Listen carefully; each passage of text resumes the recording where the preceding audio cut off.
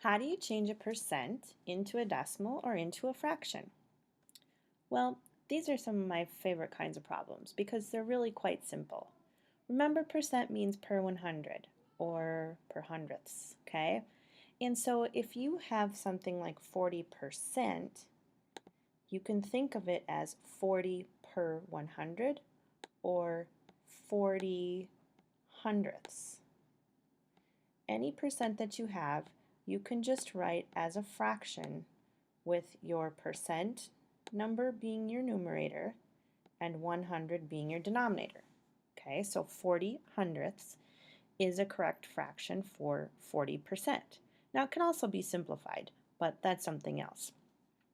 Now, it can also be written as a decimal easily if you think 40 hundredths. Okay, and think about how you take a decimal and you write it as a percent. It's working backwards. Okay, so any percent can be written as a decimal by just taking those two digits in your tenths and your hundredths places. And that's that. Now, something that you have to be really careful about though, there's some tricky ones.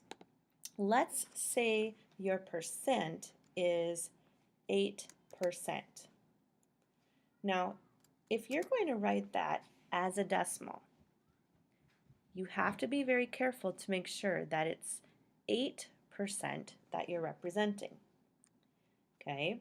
If you have 8%, what digit should be in your tenths place?